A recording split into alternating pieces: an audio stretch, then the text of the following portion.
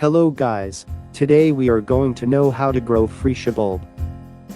Growing time, September. Flowering, January. First of all, remove the cover of this bulb. Almost every winter season flowering bulbs needs literally no care. This means you can grow just with watering. This is looking very good after removing the cover. Now it is ready to grow. I have these 3 bulbs. Now you can easily see a new growth. This bulb grow automatically when season comes.